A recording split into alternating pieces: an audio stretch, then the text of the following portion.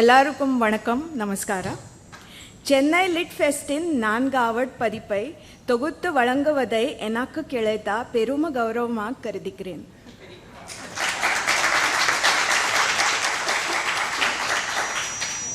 பாரதவின் மிகச்சிறந்த ஆக்க சிந்தனையாளர்களை பேச அழைத்து நிகழ்ச்சிகளை இன்டராக்டிவ் ஆகவும் சுவாரஸ்யமாகவும் அமைக்க முயற்சி செய்துள்ளேன். எனினும் ஆன்மீக பூமியான் தமிழ்நாட்டில் ஸ்ரீராமர் நடந்த பாதையை பதிவேடுக்கும் இந்த பேஜ் என் இதயத்திற்கு மிகவும் அருகில் உள்ளது. இன்று இந்தியாவிற்கு குறிப்பாக தமிழ்நாட்டிற்கு ஸ்ரீராமருக்கும் ராமாயணத்திற்கும் எந்த சம்பந்தமும் இல்லை என்ற எண்ணத்தை உருவாக்க தமிழ்நாடு அரசியலில் பிரச்சாரம் செய்யப்படுகிறது. ஆனால் இதைவிட உண்மை மாறாக வேறு இருக்க முடியாது. இந்த நாட்டின் இலக்கியம், கலை, இசை, நடனம் மற்றும் பாரம்பரியத்தில் ஸ்ரீராமர் பிணைந்துள்ளார். கூகுள் மேப்பில் தமிழ்நாட்டில் ராம் என்று டைப் செய்தால் ராமேஸ்வரம், ராமநாதபுரம், ராமாஞ்சரி, ராமநாயக்கன் கண்டிகை, ராமசுவாமிப்பட்டி போன்ற பல ஊர்கள் பெரிய வரும். ஸ்ரீராமர் தமிழ்நாட்டின் நிலையில் மட்டுமல் இந்த நாட்டின் வரலாறிலும் தொடர்பு கொண்டுள்ளார். Okay, I will stop torturing you with my Tamil.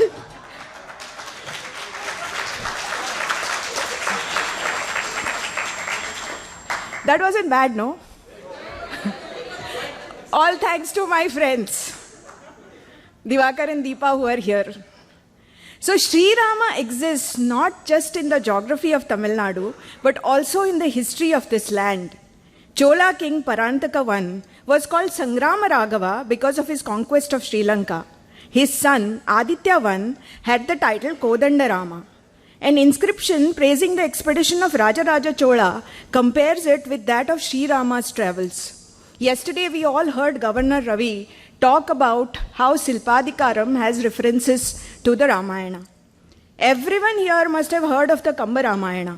Kambar wrote the Ramavataram, which is popularly known as Kamba Ramayanam, the Tamil epic comprising of 11,000 stanzas. We all know that Kambar was a great Tamil scholar and his epic was based on Valmiki Ramayana, but Kambar modified it to suit the prevailing local sensibilities. The Alvars, devotees of Lord Ram and all his avatars, the saints, have written pasurams in praise of Lord Rama, which are a part and parcel of everyday rituals in all Vaishnavite temples in Tamil Nadu. Kulasekara Alvar, a Chera king, has composed a lullaby which is so melodious it will put even Udayanidhi's talent to sleep. I find it very ironic that the men who started this hate campaign, the one man who started this hate campaign against Sri Rama and saying that Sri Rama has got nothing to do with Tamil Nadu, himself was named Ramasamy. And today, one of the biggest haters of Sri Rama and Sanatana Dharma runs a newspaper called The Hindu, ironic, and is also named after Sri Rama. It's all Sri Rama's Leela, what can I say? I can bet you, if any of you in this audience, if you just think in your immediate family, your dad, your tata, your kollu tata, your uncle, your cousin, you will find somebody named Sri Rama. Please think back, and if you have anybody called Sri Rama in your family, raise your hand. See? See? So Sri Rama exists in this land, in its music, in its dance, in its literature, in its very breath. And that is the idea behind this session, to talk about the footprints of Sri Rama in Tamil Nadu. And this session is the nucleus of this entire Litfest. Everything else came around it because we are talking about Ramaraja, like the governor talked about yesterday. I won't take a lot of your time. Romba Nandri for listening to me so patiently. And now over to Chitra, who will give a talk about Sri Rama temples in Tamil Nadu.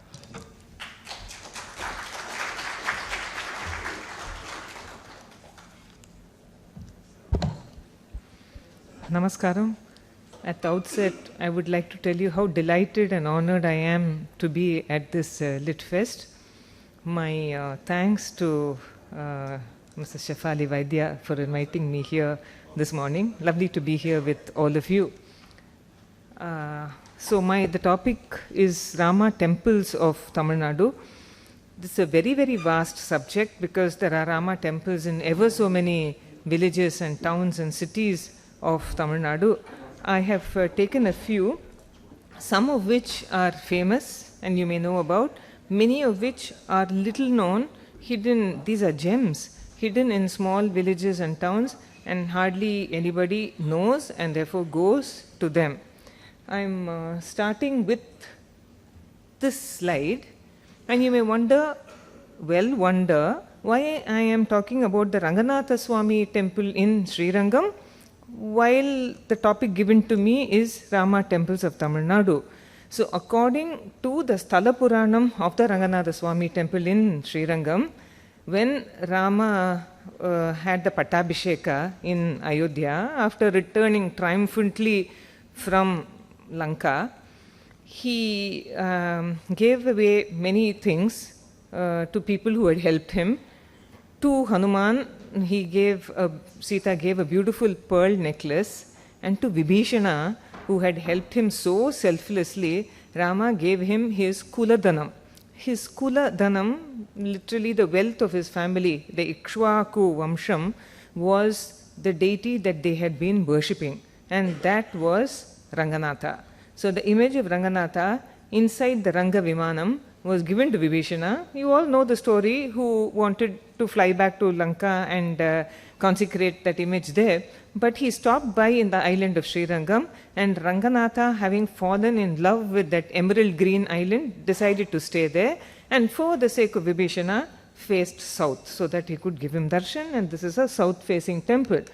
This is the Sriranga Vimanam under which Ranganatha is enshrined, and a huge temple, 21 gopurams, 7 prakarams, more than 65 sannadhis, this big, and not many people know that there are 3 Rama sanctums inside this temple. 3 separate Rama sanctums are there. So I'm not going to dwell on this. I'm going to go to the stand-alone Rama temples in Tamil Nadu. But what I would like to say is, in many Vishnu temples, this temple is huge, and therefore you have 3 sannadhis for Rama. But even in smaller Vishnu temples, there will generally be a small sanctum for Rama, or at least an image that is in worship. A very favorite god of this part of India, was part of Bharat. Shefali ji just now mentioned the Kamba Ramayana. It's so famous here in Tamil Nadu. It's a transcreation of the Valmiki Ramayanam. And here inside the Ranganatha Swami temple, immediately in front of the Ranganayaki Tayar, goddess Ranganayaki sanctum, you have this 4-pillared mandapam. Not many people notice it because we have mandapams are plenty in this temple. People walk through it, walk by it, see through it, look at it but don't see it, don't understand. This is the Kambar Arangetra Mandapam. This is where the Arangetram of the Kamba Ramayanam actually took place, in front of Tayar, goddess Ranganayaki. And there was this painting there, it's not there now, but the Sthala Puranam of this temple has been painted so beautifully about 300-350 years ago. In the little prakaram, narrow prakaram around the main sanctum of Ranganatha Swami, access to which is generally not allowed, but you can see here near the feet of Ranganatha is Vibhishana, yearning for a look at Ranganatha and Rama's friend. And when you go into the Sesharayar Mandapam, or the 100-pillared Mandapam of this temple, you can see ever so many sculptures of the Ramayana. Many sculptures are there.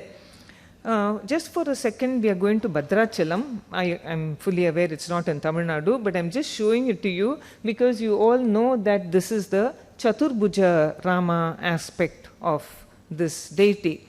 In 99.9% of the temples, you will see him only with 2 hands, because he Atmanam Manusham Manye Ramam Dasharatatmajam. He was a man born on earth with all the divine powers. He was seen as a man. So where do we have Rama with Shankha Chakra? Hardly ever.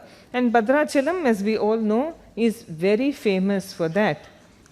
That's the Bhadrachalam Rama over there. But fairly close to Chennai, less than 2.5 hours away, near Chengalpet, there are two small villages. One is called Ponpadirkudam and the other is called Ponvilainda Kalatur. They are adjacent next to each other. And in Ponvilainda Kalatur, in Ponpadirkudam, you have a Chaturbuja Rama temple. I am showing you only the image of the Utsavamurti over here. Fine, fine image.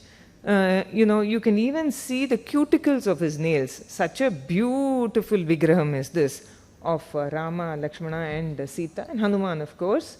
And with bow and arrow, with Shankha Chakra. Very, very rare.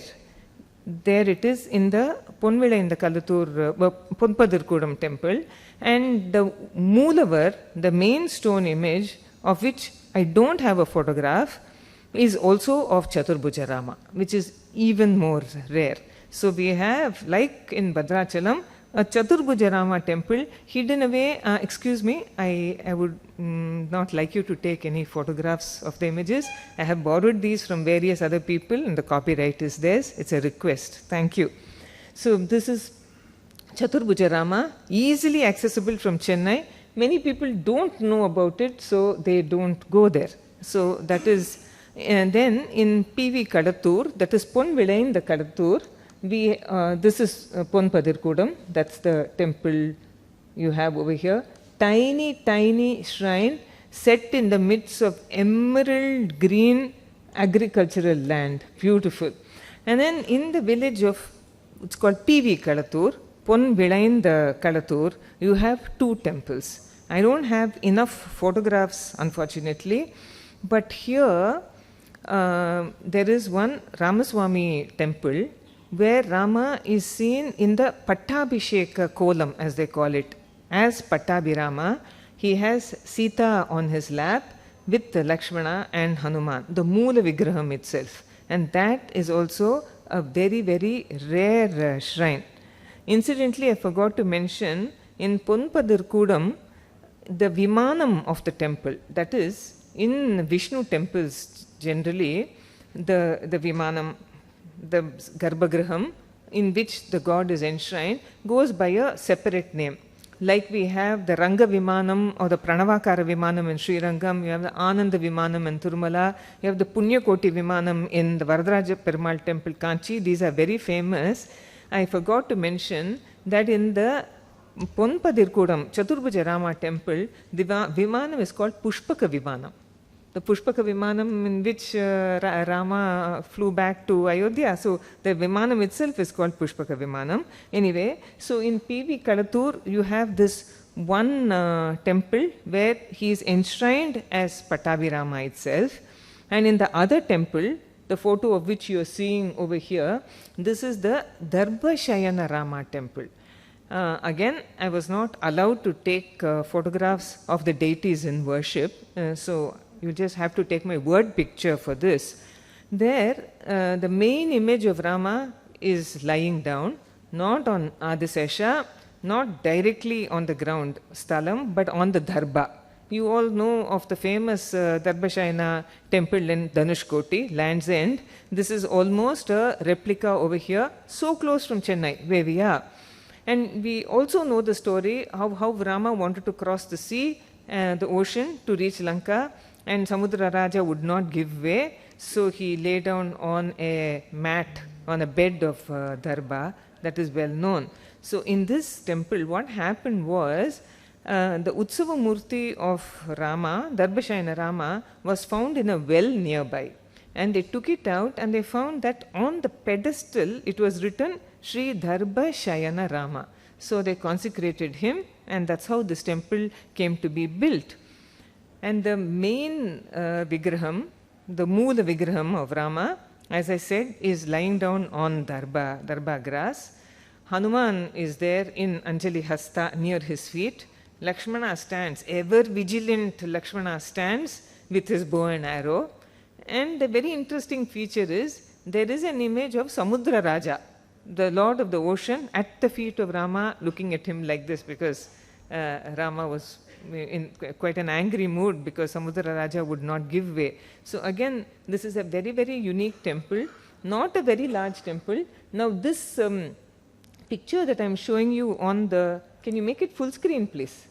What I am showing you on here, over here is not the Gopuram of this temple. It's not the entrance. This is the Vimanam, or what is there above the main sanctum. This looks like a Gopuram, but it's actually a Vimanam. Next, please. So here we are going to another small place near Chennai. Next picture. We are going to a place called Unamanjeri. I don't know how many of you in Chennai have actually heard about this village, which is very close to Vandalur. Vandalur famous for its zoo. So if you proceed from Chennai to Vandalur, shortly after Vandalur, if you turn to your left, there's a road that goes to Kedambakam. And if you take a right there at a certain junction, till I visited this temple pre-pandemic, I don't know how it is now, but if you take the right after that main road, it's like going from 21st century into the 16th century. You know, you get transported back in time and then you land up in this little temple. I know there has been a lot of renovation and it was reconsecrated, so it doesn't look like exactly like this anymore. Next please. So this is a small temple, most likely of the Vijayanagara times, maybe a little pre-Vijayanagar also. Previous slide. Here. And what you see in front, the tall one, is actually a Deepa Stambam, not a Dwaja Stambam. It's made of one piece of stone where a fire could be lit at night, a lamp could be lit to illuminate the surroundings in pre-electricity days. And there is a Garuda sanctum, and straight ahead you have Rama. And that is the first slide that I showed you. Go back 2 slides please. This is the Rama who is enshrined in the main sanctum. Next 2 slides. Yes, this one. Next one. This is the main Vimanam of this temple. Next. It's a very, very small shrine. Next please. And next. Next. So now, also to tell you how we treat our temples in this part of the world, this is a very, very important symbol. This is a boar with a sword in front, with Surya and Chandra on top. This is the logo of the great Vijayanagara Empire, just to show that these people had in all likelihood built this temple or given a lot of donation to this temple or reconsecrated it, repaired it, etc. But it was in this foul condition when I visited it, and I was so shocked and upset. You don't paint it like this. Next please. But then it had been cleaned, thankfully. Some good things also happened. Beautifully cleaned, and this is how it should look, and it looks now. Next. So this is the Vijayanagara connection, far, far away Vijayanagara's connection with this temple. Next please. And this is the small Pushkarini, the pond behind. Next. But it doesn't look like this anymore. It's been spruced up. Next. So I'm bringing you to a copper plate inscription. Next slide. This one. Keep it here. So this is a copper plate inscription of the Vijayanagara times of the 16th century CE. The Vijayanagara Empire, which started in the 14th century, 1336 to be precise, on the banks of river Tungabhadra in present-day Hampi. It was called Vijayanagara and it was called Vidyanagara in honor of Swami Vidyaranya, who was instrumental in the setting up of this empire. By 1371, they had conquered almost the whole of Tamil Nadu. And the Vijayanagara contribution to Tamil Nadu is enormous, really, really enormous, as is the contribution of their feudatories, the Nayaks, in various parts of Tamil Nadu. So this copper plate inscription, it's called the Unamanjeri copper plate inscription. Unamanjeri is the Unamanjeri of today, near Vandalur, where this was discovered. It was actually, in this inscription, it's called Uhinai. That was the name during the Vijayanagara times. And this inscription, which is fully in Sanskritam, tells us that Achyutaraya, the half-brother and successor of Krishnadevaraya, was sitting in his capital on the banks of the river Tungabhadra and giving an order, which was later issued on this set of copper plate inscriptions to scholars in Uhinai. Where is Unamanjeri? Where is Hampi? And issuing an order to 48 great scholars in the village of Uhinai, giving them the grant of this village to pursue their scholarly activities. And a part of that donation would go to this Rama temple, and a part of that donation would go to a Shiva temple in this village. Very thrilling that something just outside Chennai had received a great grant from the Vijayanagara king Achyutaraya in the 16th century. So all that is inscribed. These copper plate inscriptions are very heavy, and they are also like notebooks. So you flip page after page or metal sheet after metal sheet, and you keep reading. And you can see that ring over there. And then next slide, please. You can see this. This is the logo of the Vijayanagara Empire, which you also saw on the wall of this temple. So clearly the Vijayanagara contribution to Uhinai, today's Unamanjeri, and the Rama temple have been well recorded in this inscription and in that emblem that you saw on the wall of this temple. Next, please. Now we go to Madurantakam. This is, of course, a very well-known Rama temple. About maybe 2.5 hours from Chennai. Now this name Madurantakam, we really don't realize. The full name is Madurantaka Chaturvedi Mangalam. Chaturvedi Mangalam is a village which was inhabited by scholars of the 4 Vedas, and it was generally a tract of land or an entire village or several villages clubbed together as a village and given to scholars by the king. It was a Brahmadeyam, a land granted by the king to scholars of the Vedas and the allied subjects. So Madurantakam is very well known for its huge area or a huge tank, lake, artificially created lake in the Pallava times. And this Perumal here is called Karunakara Perumal. Rama is very, very well known over here.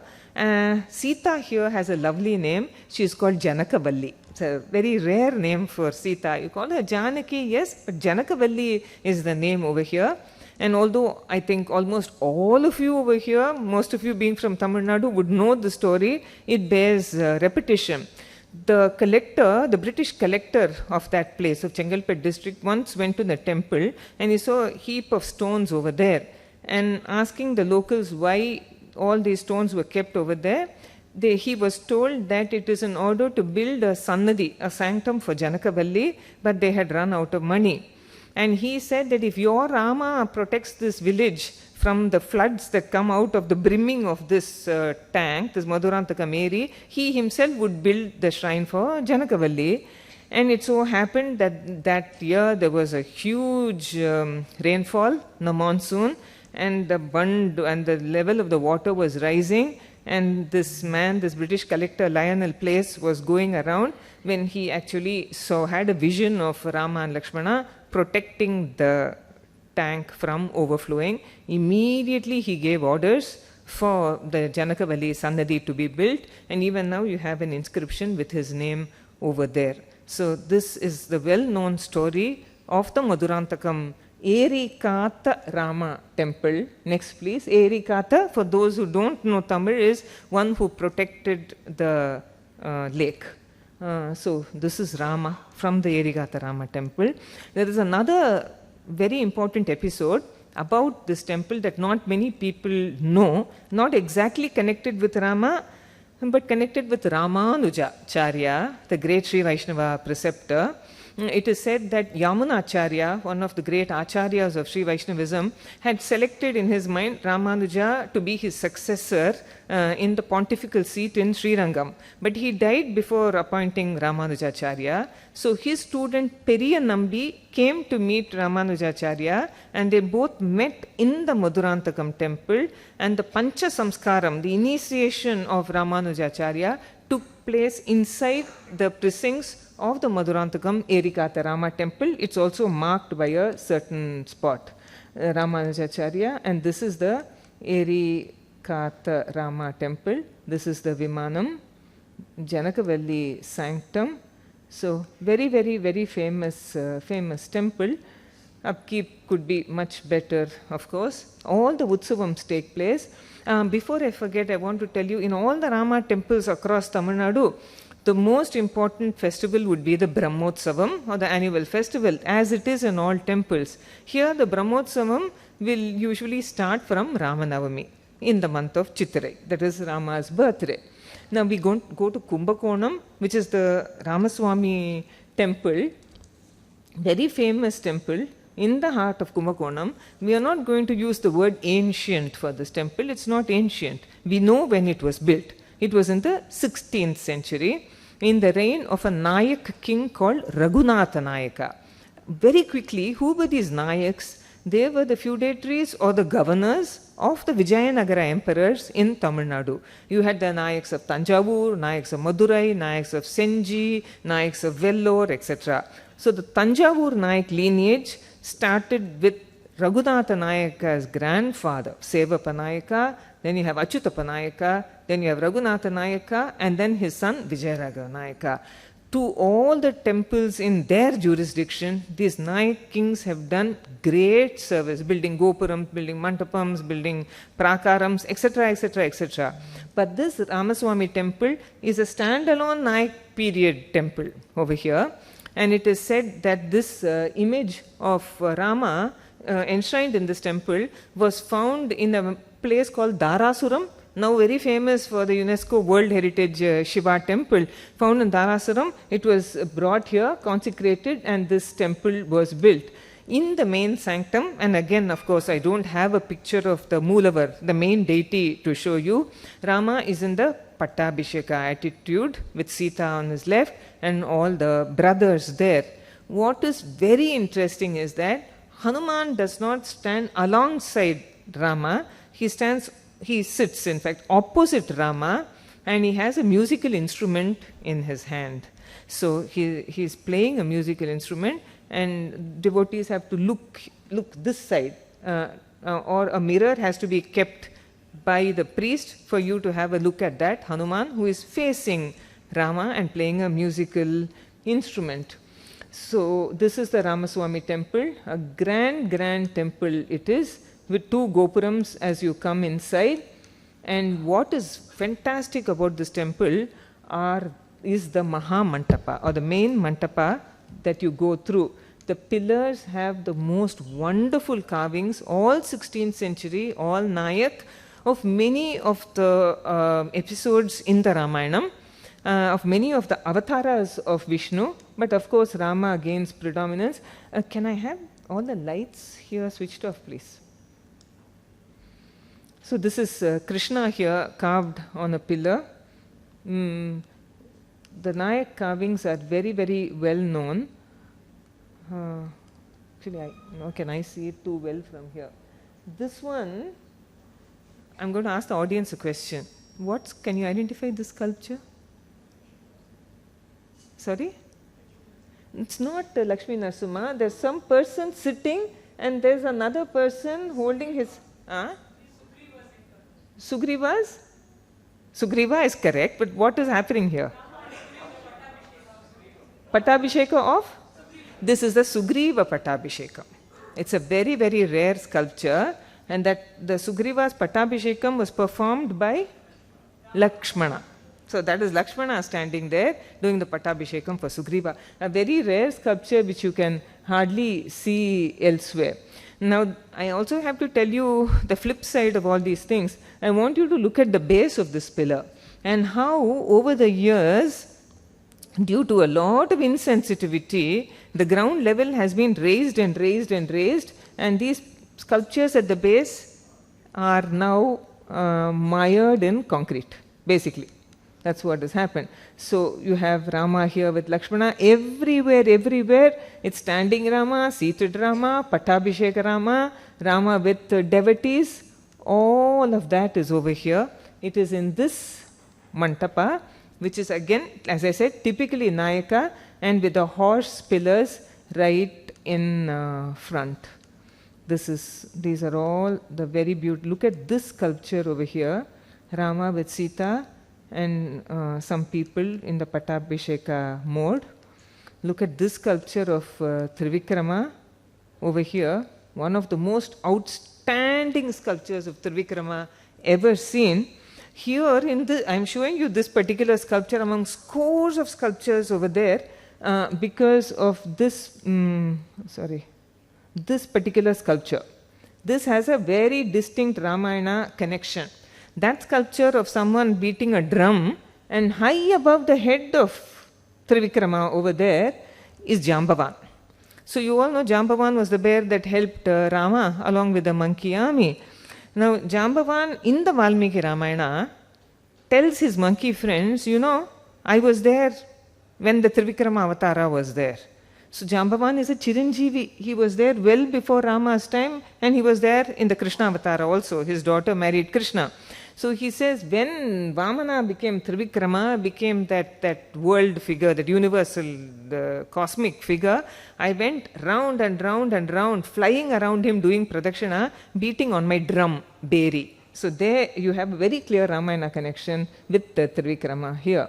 And many sculptures. This lady is half gone, okay, like this. I need to tell you this as well. Good forum. And this, what do you do? So are these temples under ASI, state archaeology? No. It's under HRNC. State, not state archaeology. No, state. Okay. So all these are the lovely sculptures to Rama. This is what we do. All right. Anyway, never mind. These are all this is Sita on one side, Rama on the other, Lakshmana on the other, in one pillar. All right. And the top has been repainted. This also I need to tell you. 5 minutes. I'm done. As you do a pradakshina around here, there were the most beautiful Nayak, the 350-year-old paintings illustrating each and every episode from the Ramayana in those subtle, vegetable, muted, organic colors with the captions written in Telugu because the Nayak rulers were Telugu.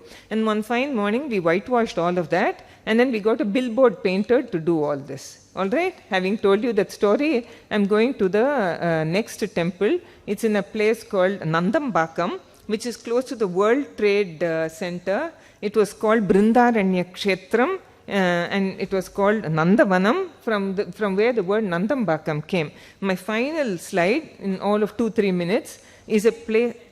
Chennai Trade Center. I'm sorry. Forgive me. Chennai Trade Center. This is a place called Nedungunam. It is about 60 kilometers from Kanchipuram. This is the Yoga Rama temple. This is how Rama is in the main sanctum.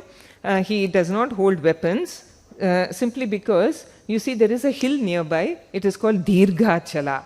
And on that hill, it is said, according to the Sthala Puranam of this temple, there was a rishi, Shukabrahmam, the son of Vyasa, sage Vyasa, who performed penance and wanted to see Rama. So Rama stopped here on his way back from Lanka, en route to Ayodhya. He didn't come with weapons, and he is in the yogic pose, with one hand, left hand hanging down, resting on his left knee, and a right hand in Chin Mudra like this, with Sita next to him, Lakshmana on his right in Anjali Hasta, but having a bow and arrow. Hanuman, like in the Ramaswamy temple, sits facing Rama, but with a palm leaf manuscript in his hand, reading out the scriptures.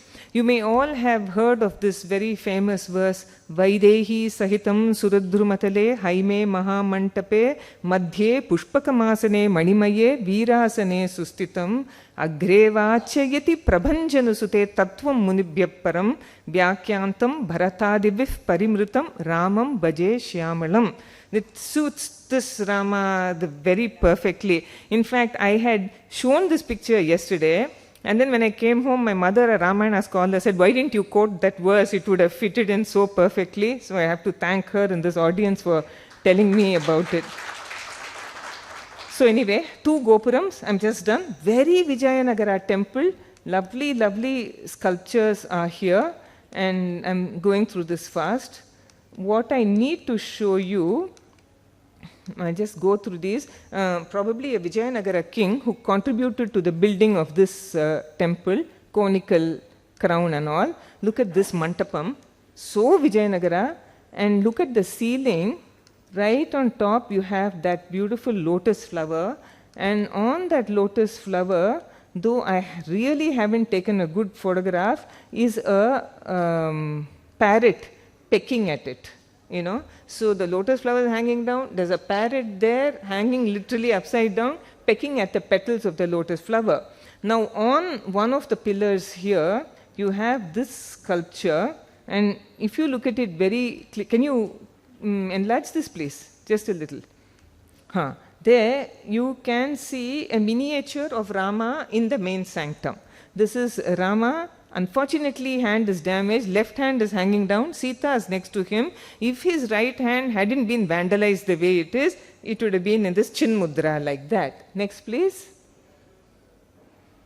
So this is how Rama is in the main Sannadhi, and they have had a replica of like that carved on the pillar, maybe for those who couldn't go into the main sanctum. So I conclude with this. There are the 5 very important Rama temples in Thiruvarur district. Excuse me, next slide. I'll just show you this, and then I just keep going. There's a place called Oragadam where you also have a Rama temple. Not the Oragadam where you have the SEZ. Next. Keep going fast.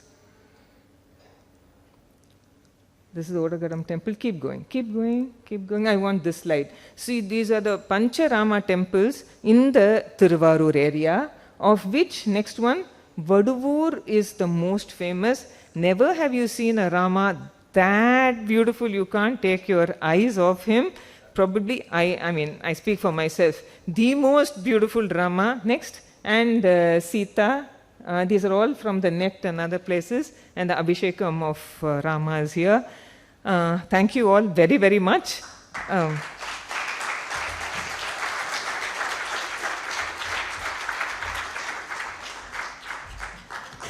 Namaskaram. Morning, ladies and gentlemen. Thank you, Chitraji, for that wonderful exposition of the Sri Rama temples in Tamil Nadu. It took me to another temple which we saw just recently for all of you who are outside, who are in Tamil Nadu and who come from Karnataka. There's a beautiful temple in Hiremagalur, where my mother-in-law's grandfather used to be the Kovil priest almost 70, 80 years ago, and we chanced upon it very, very, very interestingly. And that temple is about when Parashurama met Rama, and then he finally understands that Rama is Sri Narayana, and he asks for the Kalyana Kolam. He says, can I see you in the Kalyana Kolam, because I didn't come to the wedding. And there you have Rama with Sita on his right, and it's a very beautiful temple. So yeah, I need the lights. And can we bring the air conditioning down? It's almost like we are in Eskimo land. Yavat sthayanti girayo Saritasya mahitale tavat Ramayana kata lokeshu pracharishyati. We all know that. As long as the mountains stand and the rivers flow, until then, Rama's story will be said and heard. Sri Rama and his story, the Ramayana, is a story that transcends space and time, an epitome of love, service, sacrifice. Sri Rama and the Ramayana continues to inspire seers, artists and scholars across eons and centuries.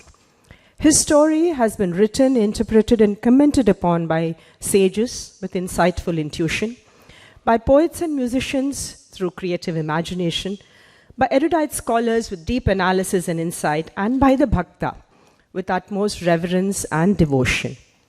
Telling and retelling the Ramayana has not tired the storyteller or the listener or the viewer. My own understanding of the Ramayana is that it is concerned with human experience. The characters are as human as one can imagine, and yet rise to great heights of divinity. A saga of human heroism and human magnanimity, in spite of all the accoutrements of human characteristics and character. Valmiki presents Rama as an apogee of humanity, who becomes divine in the reader's mind because of his divine actions. As Chitraji said earlier, Atmanam Manusham Manye Ramam Dasharatatmajam. He himself says that I am born human in the Valmiki Ramayana. The Ramayana continues to influence us in myriad ways even today. A living story that informs the very collective conscious and unconscious of not just this land, but Asia and the world itself. The tradition of telling the Ramayana goes back to the lifetime of Sri Rama himself. Rama's sons, Lava and Kusha, sang and danced his story in the presence of him. Let me take you out of the Ramayana for a minute and bring you into the world of dance. Brahma, the creator, many of you who are dance background people will know the story, but for the others I will beg the repetition. It is said that Brahma, the creator, once found mankind steeped in the material and decided that he needed to bring them back into the fold of Dharma. And hence he takes the essence of the 4 Vedas and creates the 5th Veda, the Natya Veda, hands it over to Bharata and his many hundred disciples, codifying it in the book called the Natya Shastra with Nritta, pure dance, and Nritya with dance and Abhinaya, and Natya, the storytelling aspect, encompassing everything that is about dance.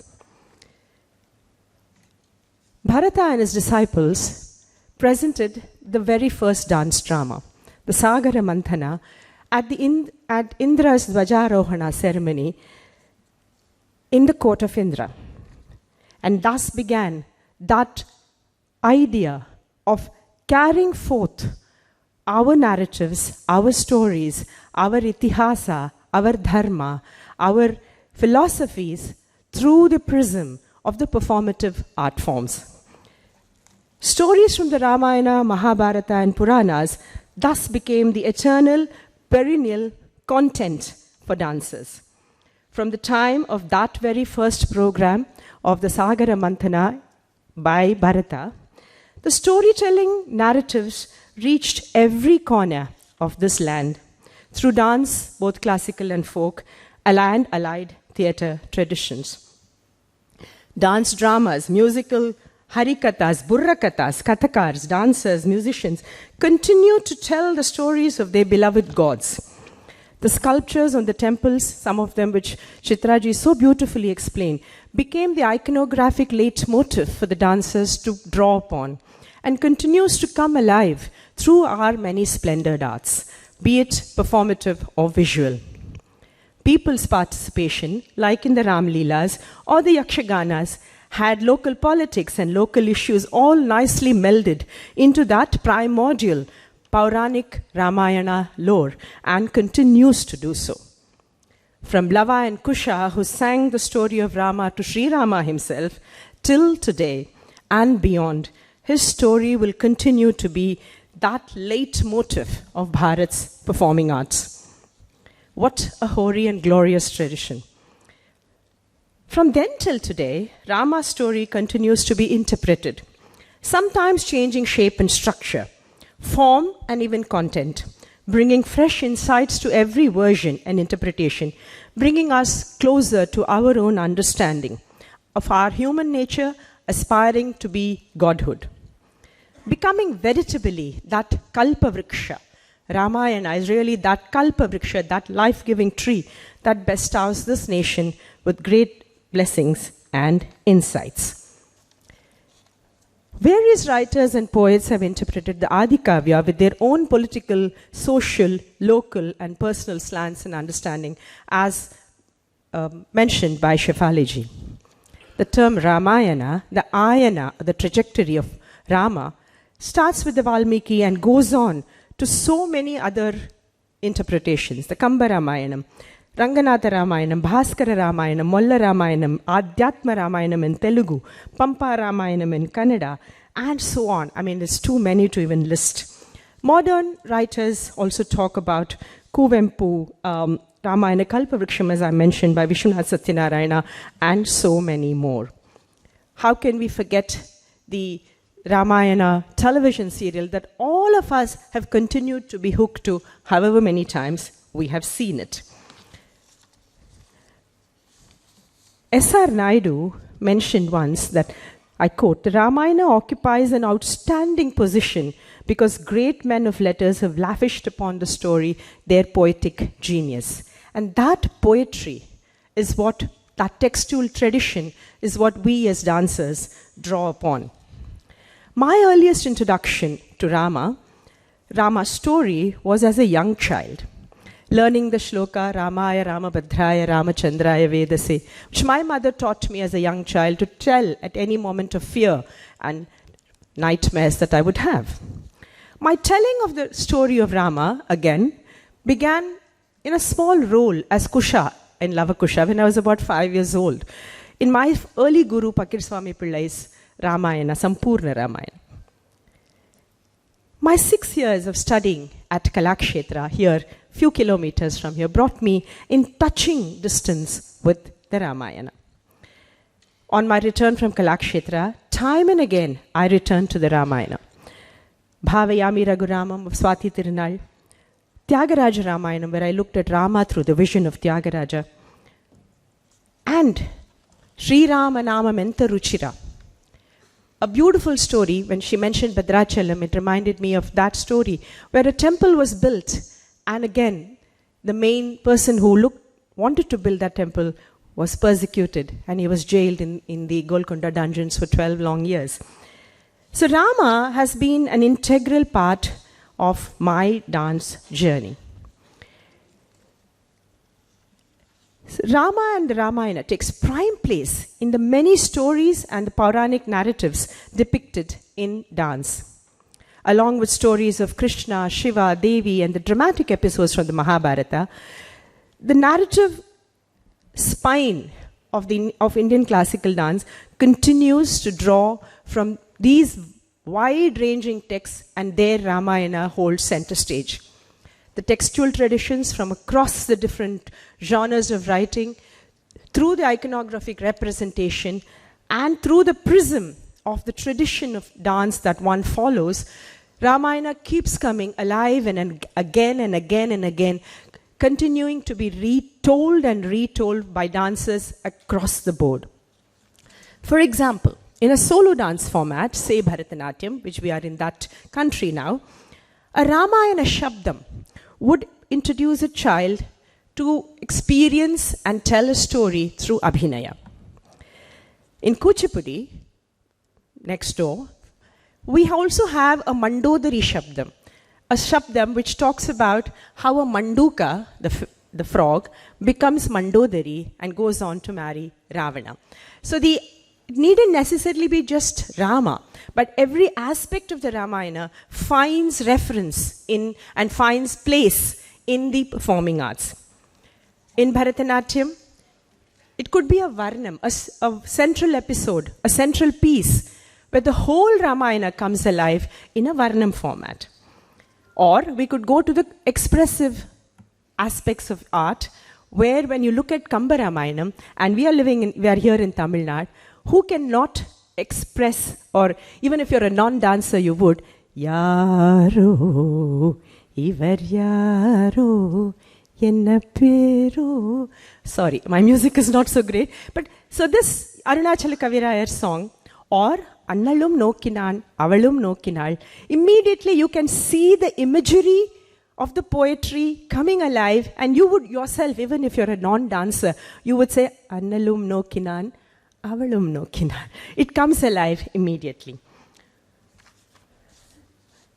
Or of course, if you go a little further out, if I'm not able to do too much Tamil in Telugu land, I would take Sri Ramachandra Kripalu Bhajamana, a beautiful Tulasi bhajan by Tulsi, or a Tumaka Chalata Ramachandra if I want to show a child Rama and Kaushalya playing. There's too much to even mention. That is the kind of textual traditions we have. The plethora of Ramayana texts and the songs of the Vageyakaras. I mean, if you say Tyagaraja, you will only say Rama. And Jagadananda Karaka brings the whole Ramayana, and there's so many songs that talk of Rama and the Ramayana in every layer possible. The narrative, the social, the psychological, the philosophical, and the bhakti. You can see every layer come alive. The Ramayana Itihasa lends itself to dramatic dance theatre by the sheer breadth and depth of the variety of stories and characters that can be portrayed, challenging the dancer and the choreographer to continuously think out of the box. As I said earlier, a few kilometers from here, by the seashore,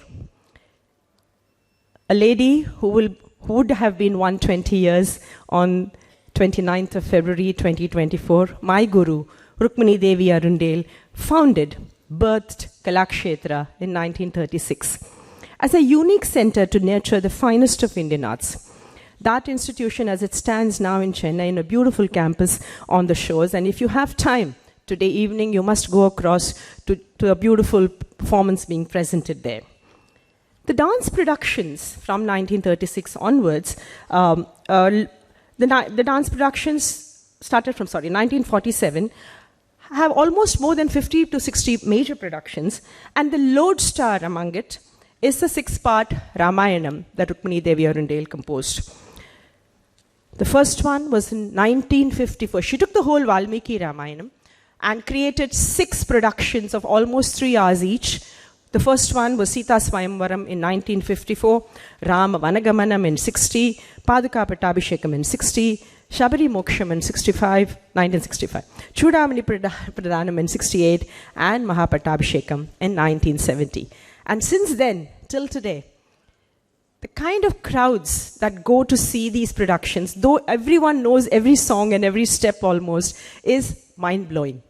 Because that is what, it was a visual representation of Valmiki come alive. Rajaji, the first Governor General of independent India, after watching Kalakshetra's Ramayanam, had this to say, I quote, "If I had not been shown such a production, but had only been informed about its existence in our country, I would have disbelieved it. I have beheld the unbelievable. Many temples have been built for Rama, and now our Rukmini Devi and Vasudevachari is Mysore Vasudevacharya, who composed the music for almost 4 of the productions, have built another temple in our country, and there cannot be a better temple. A living, visible, active, performing temple for Sri Rama." Rukmini Devi Arundale, my guru, herself had this to say while choreographing the 6-part Ramayana series. She says, "The Ramayana is easily the most well-loved of Indian epics. Rama and Sita belong to every Indian. We feel proud of these divine figures whose divinity lies in their extreme humanity. Rama taught by living like a man, not a god, but a god-like man." So Rama, when you say Ramayana in Tamil Nadu, what else other than the fact of this magnum opus temples that Rukmini Devi created, and of course all of us as dancers of different genres, of different age groups, of different styles, follow this pathway of bringing to life that eternal itihasa, that eternal story, that eternal Ramayana through the performative spaces and arts.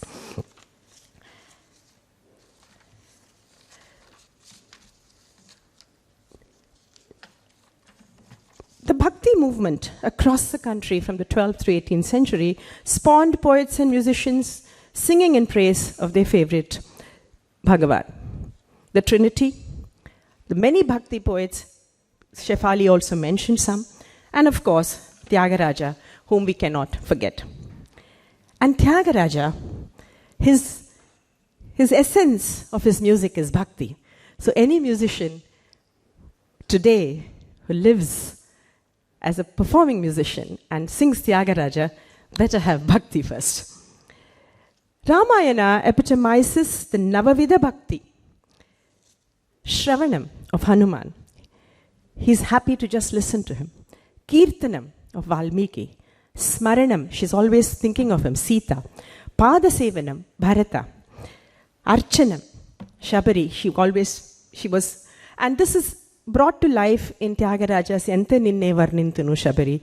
And when you talk of Padasevanam of Bharata, where he places the Padukas, it brings a smile to Tyagaraja's and a doubt. He says, Sandehamu tirpavaya. He says, is your feet greater or your padukas greater? Vandanam of Vibhishana, Dasyam of Lakshmana, Sakhyam of Sugriva, and Atma Nivedanam of Jatayu. Why I'm sharing this is all these become interesting layering that we as dancers pick up. The storylines, what is it that you would ascribe to that character? Or for that matter, the Navarasas. The Navarasas of Natya Shastra, Shringara, Hasya, Karuna, Raudravira, Bhayanaka, Bhibats, Adbhuta, Shantascha, Rasa, Purvai, Rudakrita. So if you would take it into the Ramayana, it would be this beautiful shlokam that we would go with.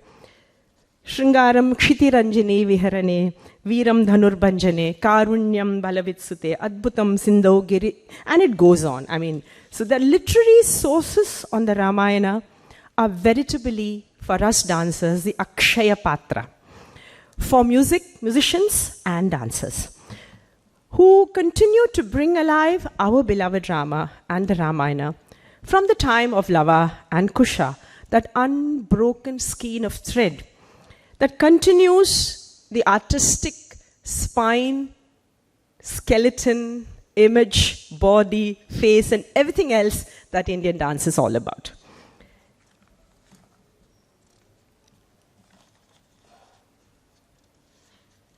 And today, on that note, what I would like to show, because I've been talking about dance, so it's time for me to show some dance. I'd request you to play the video. You might want to turn off the lights. Here, what I've done is I've put together a few videos that have been accessible to me, some of which I have with me, and they bring the Ramayana to you. Volume.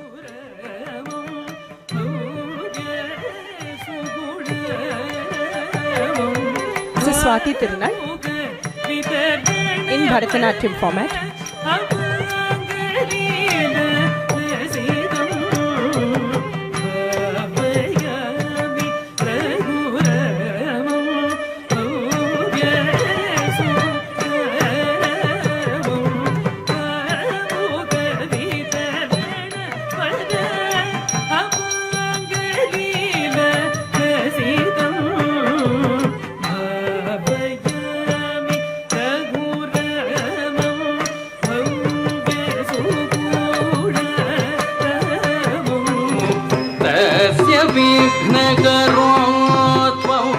This is Valmiki Ramayanam.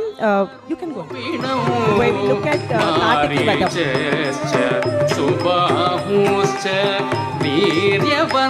Again, Bharatanatyam.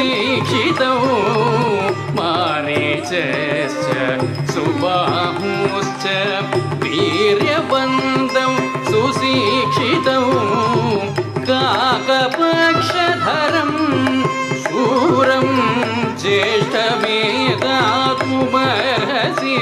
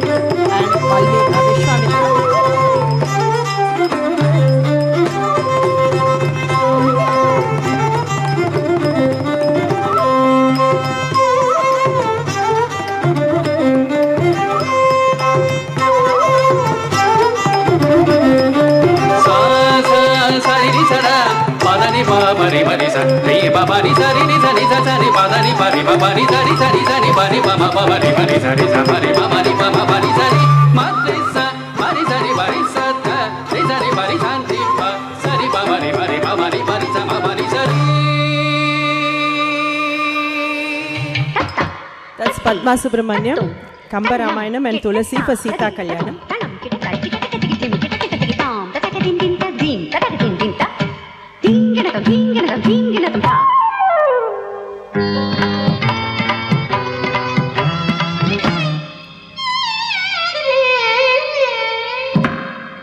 Annal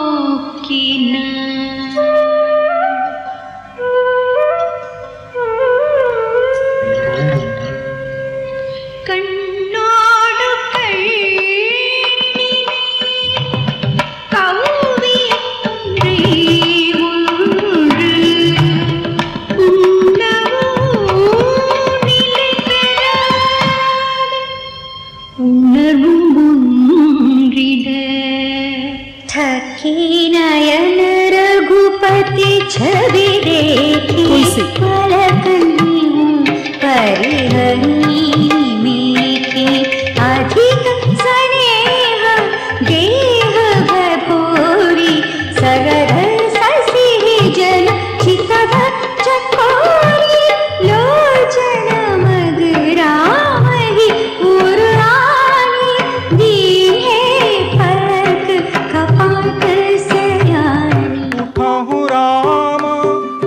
Tulsi in Odyssey, Sonal Mansingh, where Vishwamitra tells, pick up the bow to Rama.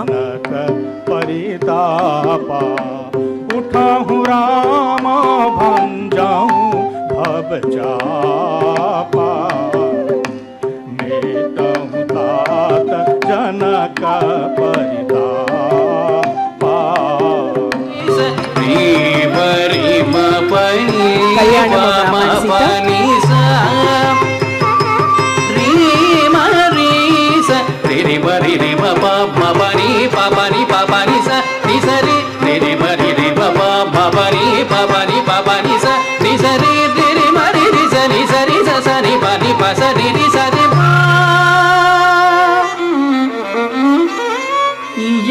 Sita मम सुता सह धर्मचरितवा प्रतीत जैनं भद्रन्ति पाणिं गृहणीष्व पाणिना सीता कल्याण वैभोग में Manthara and Kaikeyi from Rama Vanagamanam of Kalakshetra. Rukmini Devi again Bharatanatyam. Valmiki. कैकेयास्तु सघोषिता उत्तिष्ठमूढे किं शेषे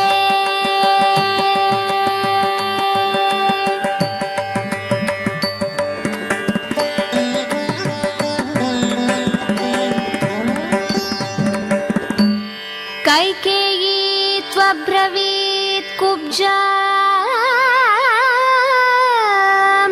कश्चित् क्षेमं न मन्थरे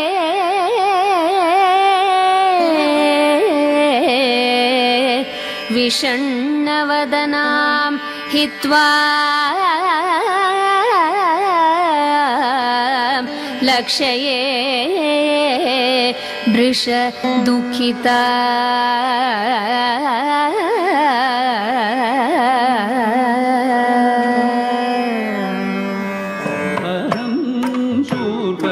Jump forward to Shurpanaka, again Kalakshetra, Shabari Moksham, a description of Shurpanaka from Valmiki.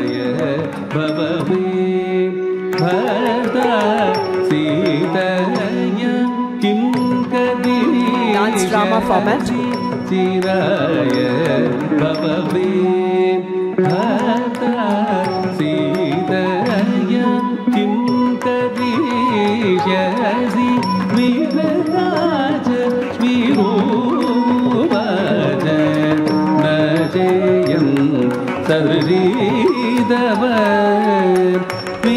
I want you to notice the visual, the way it's been imagined.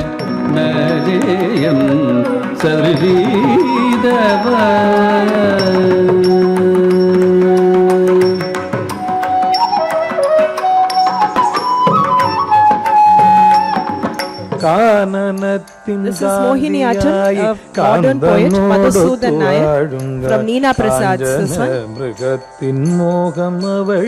You bring it's a normal small song where the whole Ramayana comes in. I've just taken the excerpt of the deer.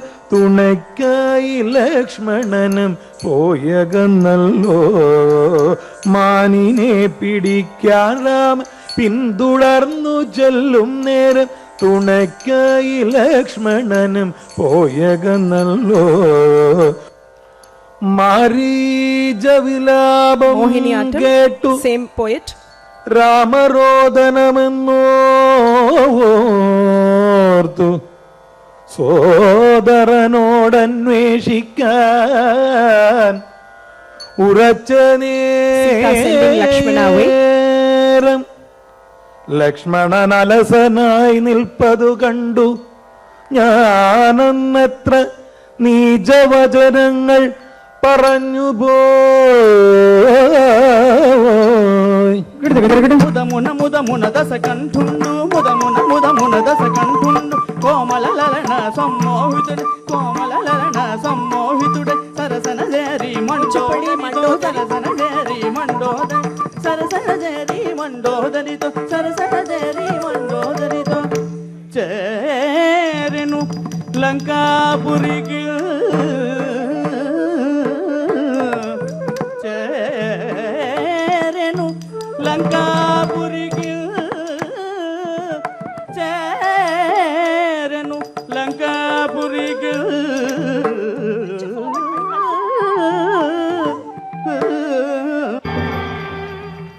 దళనమూరు దశకం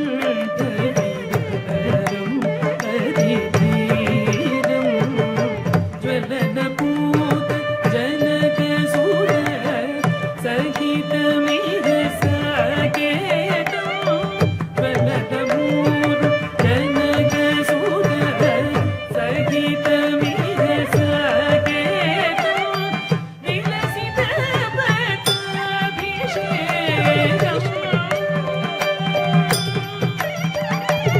విలసిత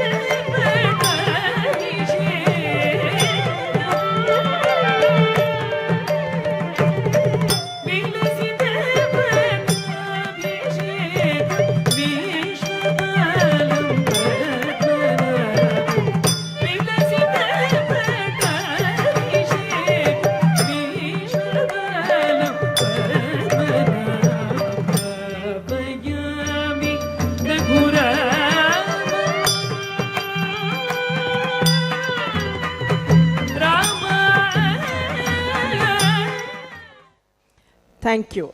This was a brief. I tried my brief to put some good videos together. We are running. Thank you very much.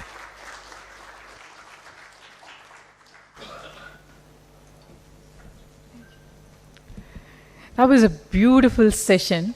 All of us are now in Rama Bhakti Samrajyam. And you walked us through these temples and we were easily taken to the altars of Sri Ramachandramurti. Thank you so much, Dr. Chitra Madhavan and Dr. Ananda. I now request Sri Askar Ponni to honor the guests. Askar Ponni, may I request you to come on to the dais. In the temples of the Pandyas, if you see, there would be multiple mantapas. The mantapa next to the Dvajastamba are called Krishnan Koradu, Krishna Mantapa. And the temple in the front of the mantapa is called Rama Mantapa.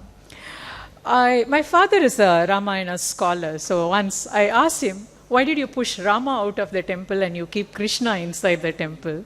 He said, when we talk about Krishna Vaibhava,